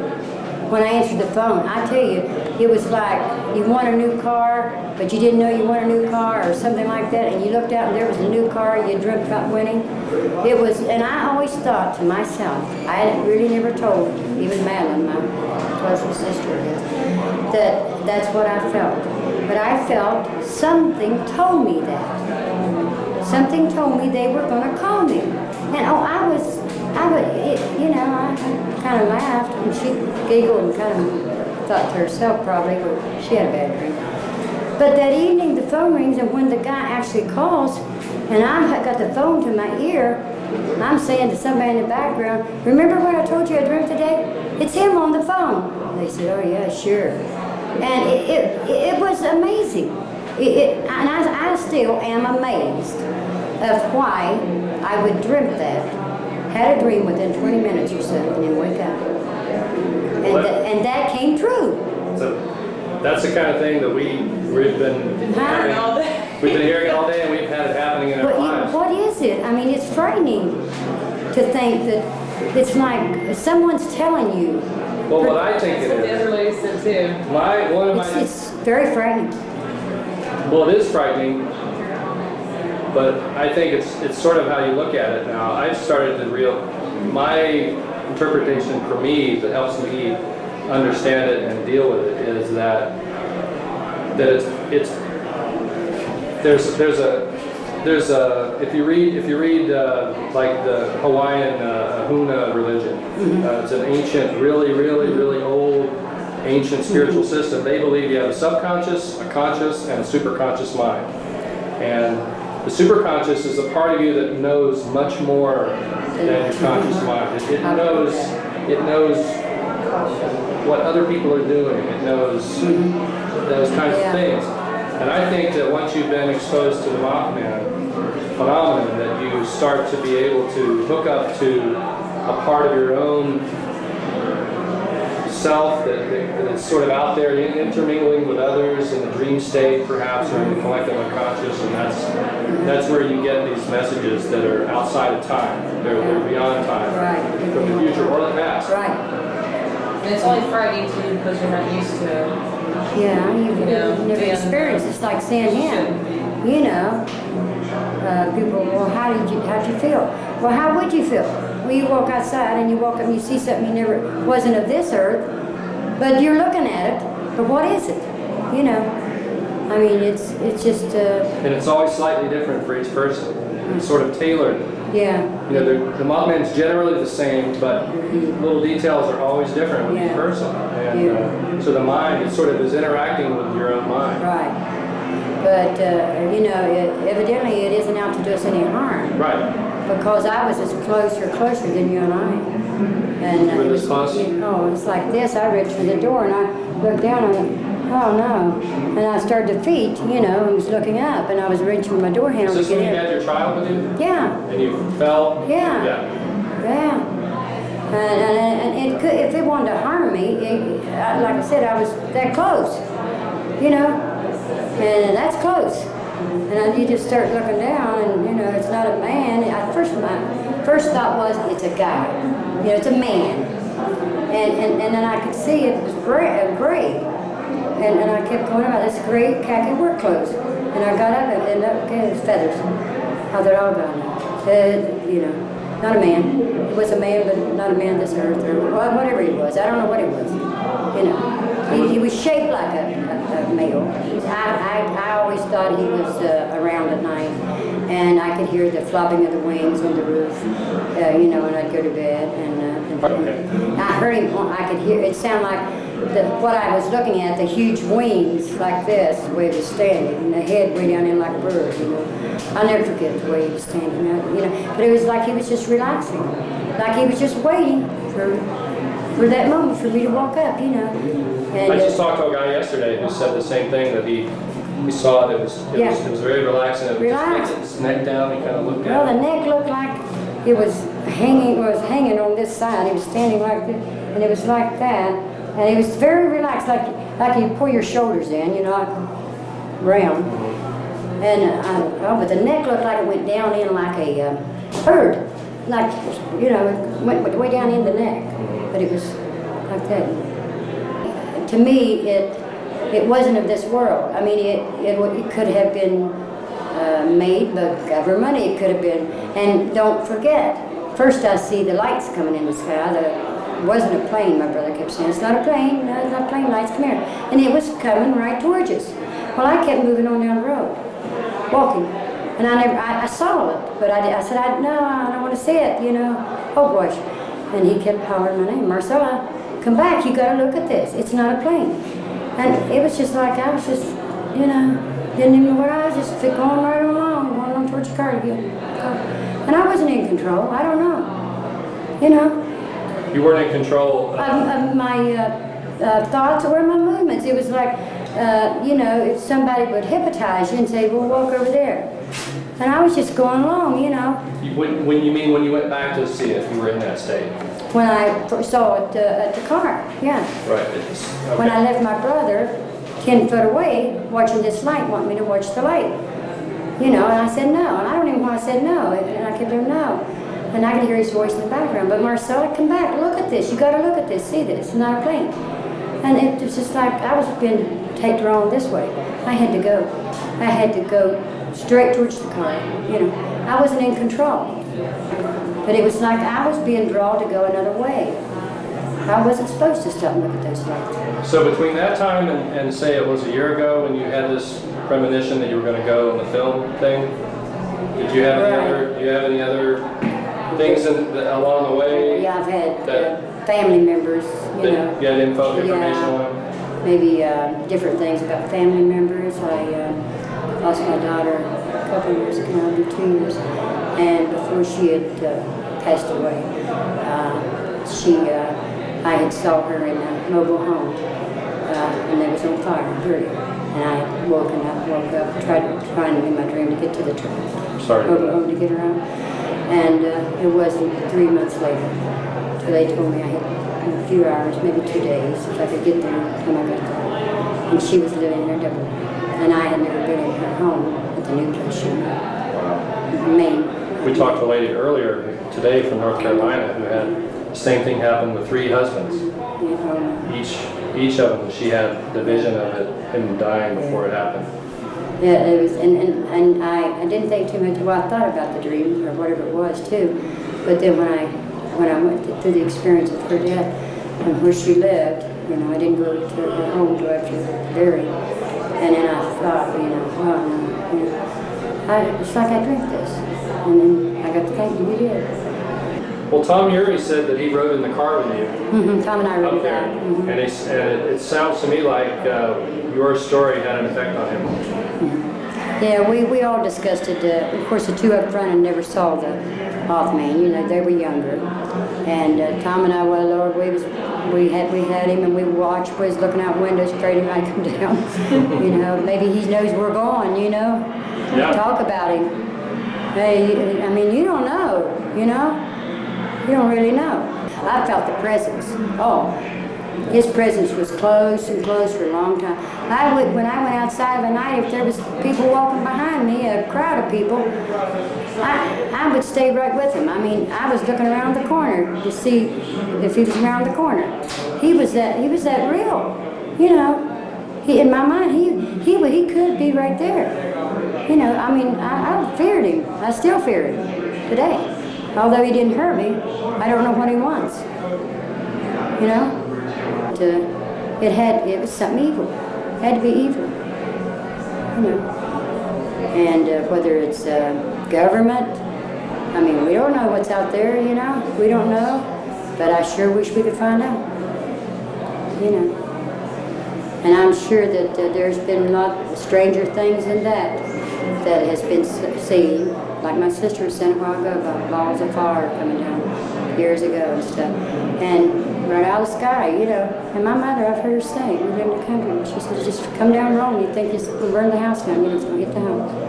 And it would just take off. But, so, I don't know. Who knows what's out here? We don't know. Oh yeah, because it's the unknown. I mean, Right, it's the unknown that you don't know. Now you can look out that window and it can be dark, and you can see a big dog, and you say, "Well, no, I believe it's a horse. It's too big for a dog, so it's a horse." But this thing, you can't describe. A man with feathers and red eyes. I didn't see the red eyes, but I do believe they saw red eyes. So where I sleep, I can look right up and see the stars in the sky, you know, like this, and I just. I just lay there and I can see something shoot this way and something shoot that way and another light going this way, and I think, uh-oh, if I forget to draw, I draw those blinds, it's okay. Got that closed off for the night. It gives you security, you know? Well, even though you're way up high, you know, unless he comes in the window after you. I think you were talking about that you feel that, or you've heard that there's going to be that the time in 1966 or whatever, it wasn't the right time to come for the government to tell us that UFOs were real. Now you think that maybe the time is right. Is that essentially? The time is right. This generation isn't like my generation. This generation is open to anything. My generation wasn't. We were raised, and the parents, we respected our parents, and never at any time did we ever say, why not? You know, why can't we? So I think as the time has gone by, at that time, when the flying saucers, and I can remember the minister, and his name was Roscoe Thorne, and he lived in Point Pleasant. He worked every day at the Marietta plant where they made steel. And he preached on Sunday night, and Sunday morning, and Wednesday night. And he always ended up saying the flying saucers had been here, there, or, you know, someone had spotted. And I was a kid, you know, but I took it all in. But I do believe that when it's all said and done, the flying saucers and this, what she saw, a bird, birds play a very special part in my life. I've never moved no bird. I've never lived any place that if a bird came up, I could ask the bird, you know what? I would like to have that house.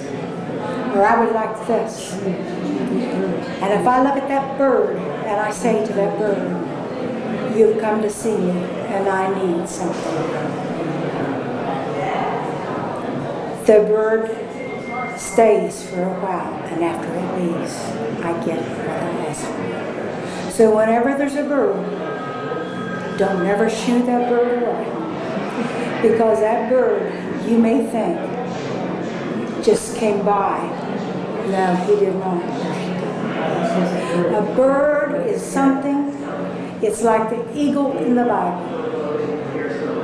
And my mother and I, we was sleeping out one night, and there were 9 of us children. My father was an alcoholic. And of course, he always ran us out of the house when he come home. We got used to that, don't look like. People say today, would you like to go camping? I say, no thanks. I had enough of it when I was a kid. So anyway, that night we had decided to go around to the old schoolhouse where we started the school. And so everybody had found their place on the ground to sleep. We always kind of in a row so mother could watch over us. So it just so happened I'd gone to sleep. And my mother, she called me Maddie. And she says, Maddie, wake up. And I was, you know, I was asleep. She said, wake up fast. And I woke up and she said, look, we just fell. and there was this ball of light. There's no way you could describe it. And she said, stay awake for a while. And if it moves, we'll stay here. And if it doesn't move, we'll move. Now, I say this today, that I'm a strong woman, and it's only by the grace of God. It's only by the grace of God. I can think about somebody, and I think to myself, wonder if so-and-so's there. I can go to the telephone, and I'll guarantee you when I call, they'll be there. I'll guarantee you God will warn me ahead of time when something is going to happen. And I know no one has any control over death, but I have worked with patients which were cancer patients. I've been with them when they took their last breath. And as far as the evil spirits, if this bird is of the evil spirit, it's something that, something God is either trying to tell us something. And I think the day will come when, you'll know what it is. And when you find out what it is, it won't be anything like I do believe that. But I believe that, God will show us. I think after you've seen, like my sister here. Now this is my favorite sister. And she has a twin. But there's 9 children. But anyway, she, since I would say, probably saw this bird, she has a sweeter spirit, a more giving spirit. She stays in tune with God. She's went through a lot. Like she said, she lost her daughter 2 years ago. Maybe once or twice. She's broke down, but not to amount to nothing. And I believe that God changes you by the things in life, like the birds, like I believe that ball of fire. They said when I was born, I had a veil over my face. But today, I can think of something, and if I want it, I get it. And I've been through a lot, but you know what? My husband, my first husband, the children's father, died with cancer. I took care of him all the time. I forgot. When he died, it was on a Wednesday. The day was beautiful. It was in June 3rd. Now I want to say this. How many people ever have this opportunity? You say God isn't a God of mercy and love and He can do anything. I never dreamed He was going to die that day.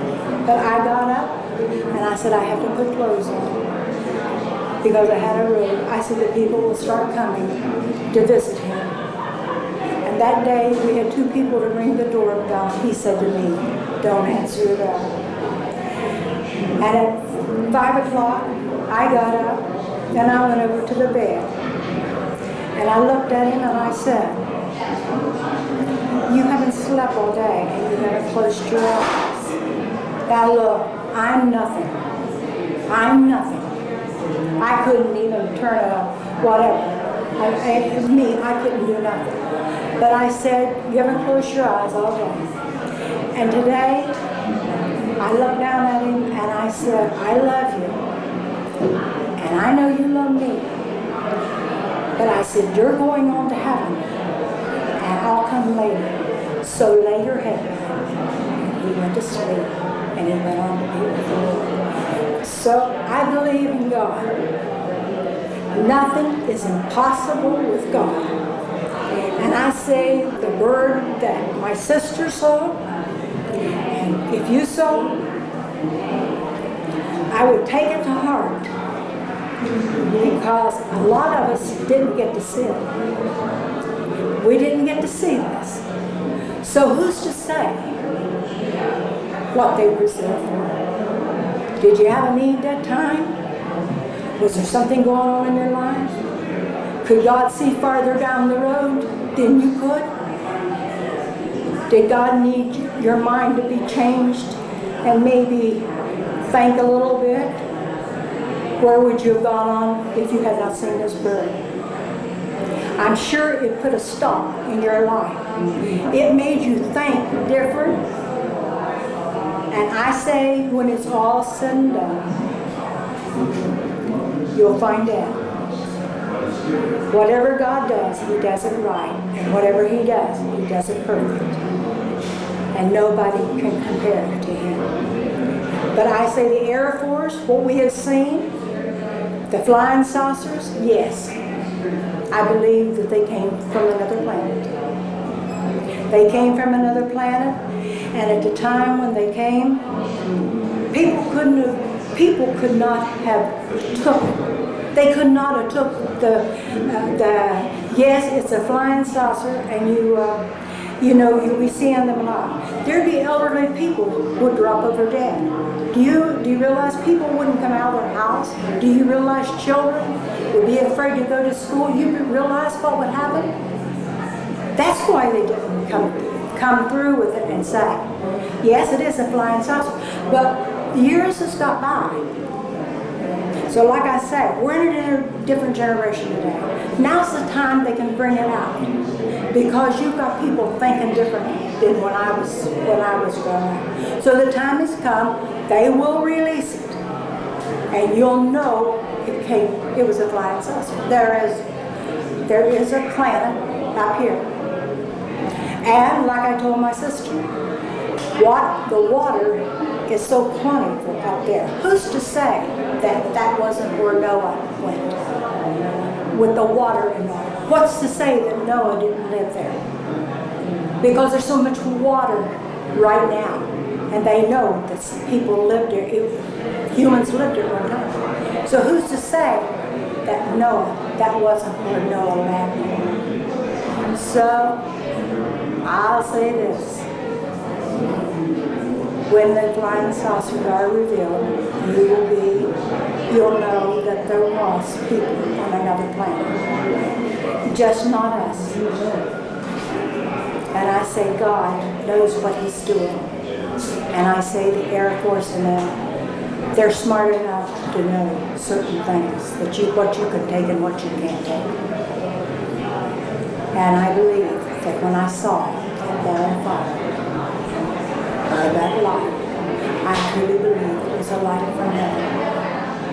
And I think when I looked at that light, but in my life, I couldn't begin to tell you what God has shown me. Just like, for instance, a couple months ago, I had went to bed. I just laid down and I prayed. And all at once, I was getting ready to doze off. And the Lord woke me up. He said, what if I turned every light on right now? Where would they all be? Where would they be? But you know what? People think that we're going to live forever. And people say, well, I've heard this all my life. But I will say this today. And I stand before God and I have to be forgiven if it isn't the truth. My main thing is today. Get yourself right with God. Because we're getting ready to leave. Everything, the Bible's been fulfilled. But somebody like me, you say, well, why would God choose you? What's the Bible say? He said he can use anybody He wants. But I'm telling you, the Lord is coming back to get us. And we've either got to go two places. So I would say to anybody today, get right with God and live your life for God. Because any time in the night or day, you could be taken away, and you do want to be with the Lord. Thank you. Cornstalk, next left. Okay, is that where we're going? We're heading up Chief Cornstalk Road,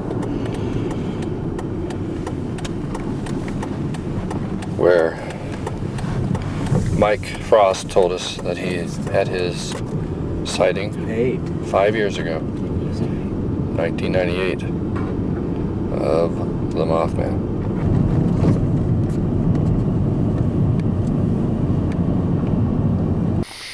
You know about the crossroads? Oh, yeah. What can you tell me?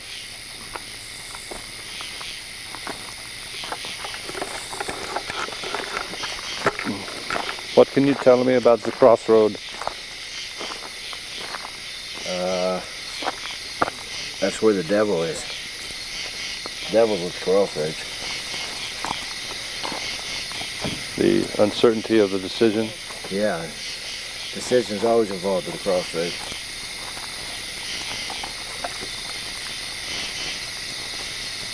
And the devil's there to help you make your mind up. Right on.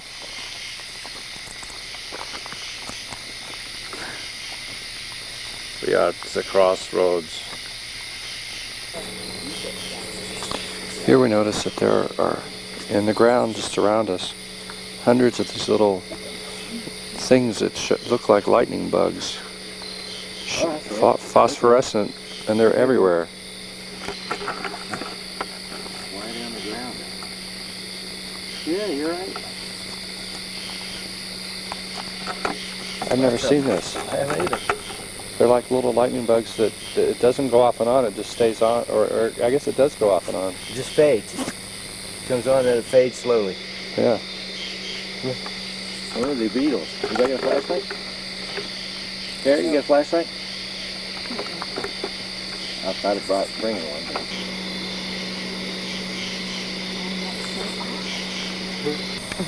So you're saying you have a protector?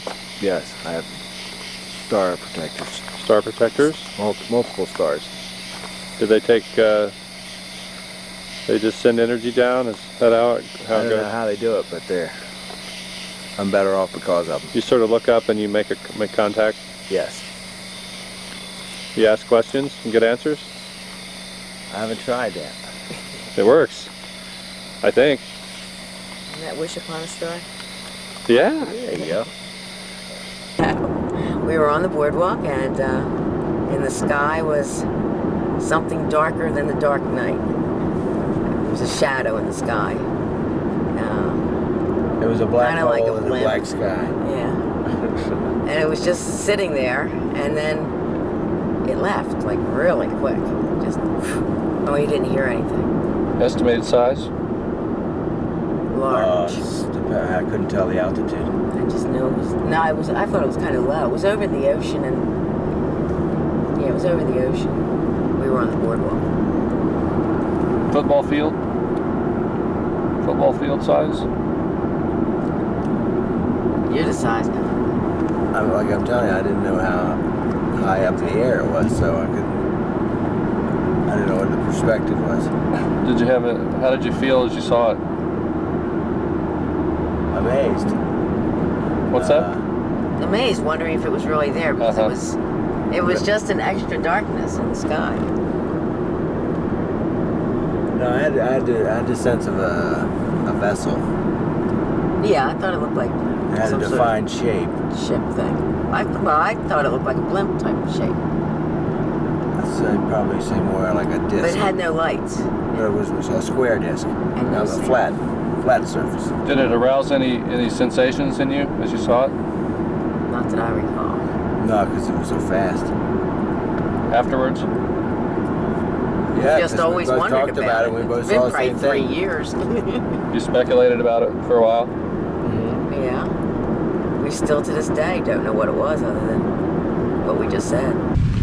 Well, the Mothman Festival is over, and Harriet just remembered a tidbit here as we sort of try to recover. She remembers that her dad had said when the Silver Bridge had collapsed on December 15th, 1967 that he had said to her that that would be the worst way to die. Yeah, it's so cold and icy. Yeah, and it turned out that years later when he died, it was on December 15th.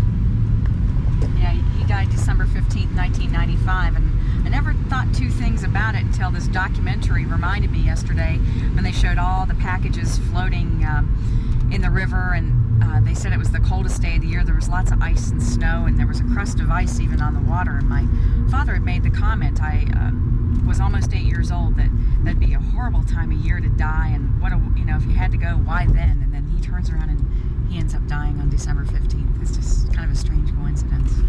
You were saying that last night, as you were staying in the Low Hotel there, where Keel and others were staying, and above the festival site, that you had another energetic, spiritual encounter? Yes, they had moved my room. I was in the smallest room in the hotel, room 336. And the thing about room 336, it has no windows. It's just sort of tucked behind a stairwell, really teeny, stuffy. Didn't like it. It felt claustrophobic in there. And this happened at about 3:20 a.m. this morning because I looked at my watch because I kind of left the bathroom light on just so I could see around. I couldn't stand the idea of no natural light, and felt something like a hand starting at about my forehead and rubbing all the way down and touching me, and it stopped about my abdomen, and I had like this electrical charge and a buzzing and a ringing that started in my ears, and my head started spinning. And unfortunately, whenever I get a feeling like that, it never amounts to anything good, because I've had that in several instances before. And it startled me really bad. I got up and I went to the bathroom.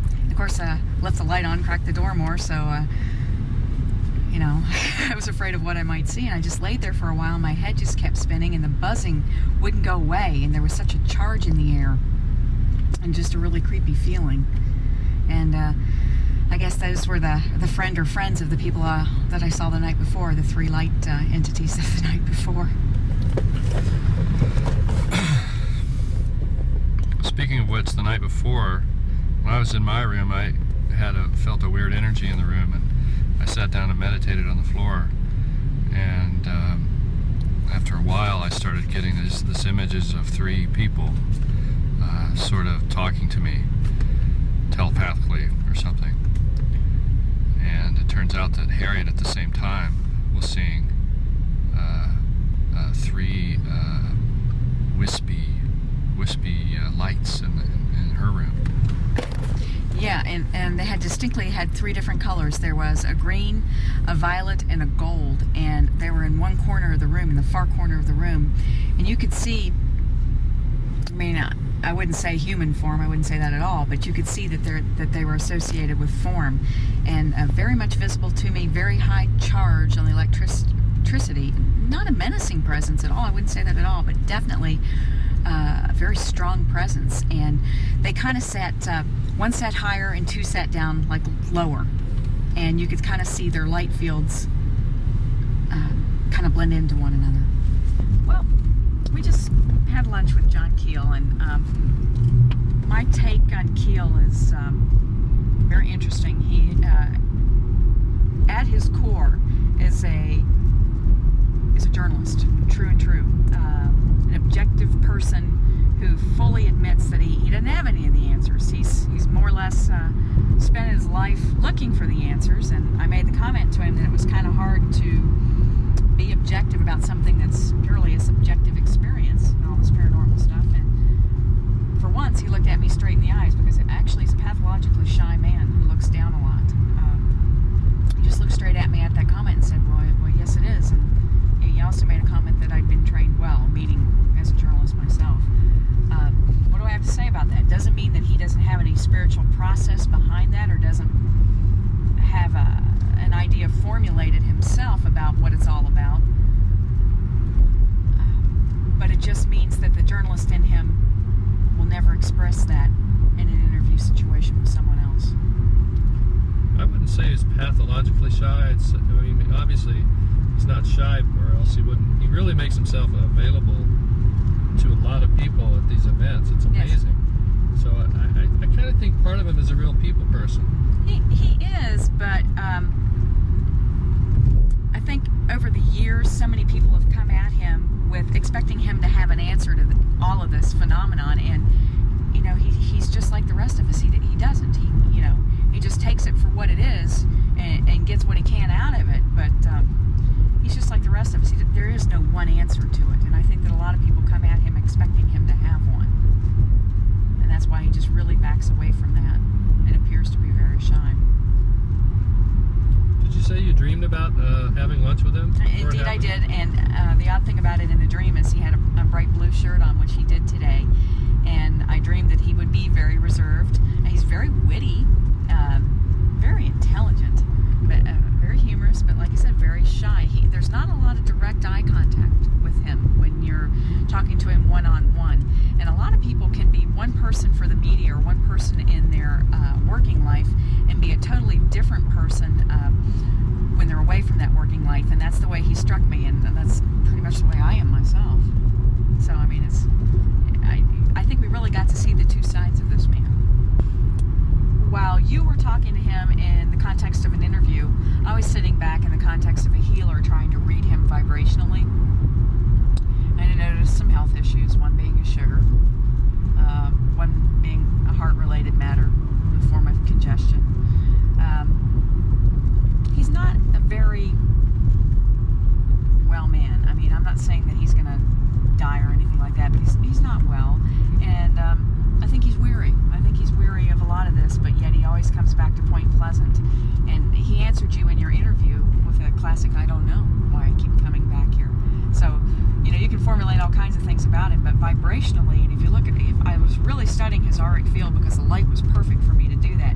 It was a brilliant color of aqua, very clear aura, which shows a clarity within the person themselves. And what does aqua mean? Well, aqua is kind of between a green and a blue. So a green person can sometimes denote a healer. Blue is a communicator. So I see a blending of that color. That's the way that I read it is. Here's a person that just by what he does and trying to hear people's stories, that's very healing in and of itself. Now, did he set out to be a healer? Probably not, but just the fact that he investigates and will hear these people out, that's a very healing thing in and of itself. And being a journalist, that's where you're going to get the blue, the being the communicator. So that's what the way I would interpret his auric reading. But he comes off and says that he doesn't know any more than anybody else, and he professes not to practice any type of spirituality or of any kind. But when you see an aura that's that clear, the man privately does have a clarity all of his own.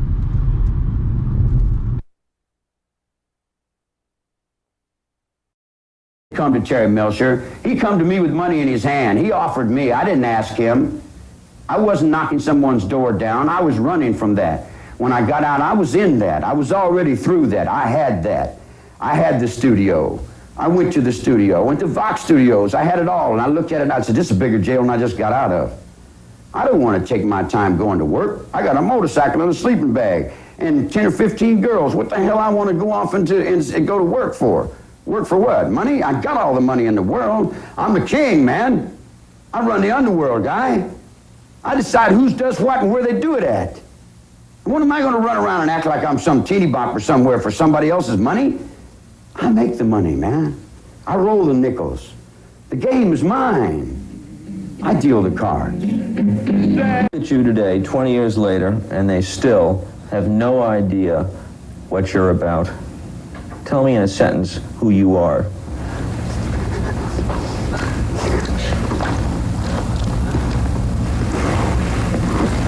Nobody. I'm nobody. I'm a tramp, a bum, a hobo. I'm a boxcar and a jug of wine. And a straight razor if you get too close to me.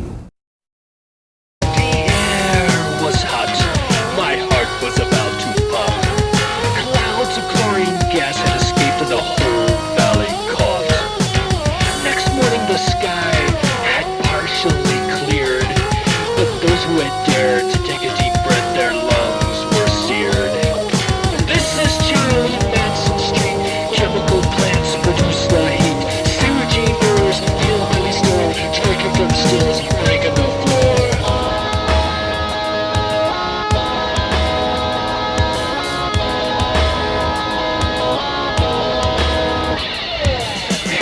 heinous house on a heinous hill. Films by Roman Polanski. Heinous dog on a heinous cat. Heinous things perverted as that.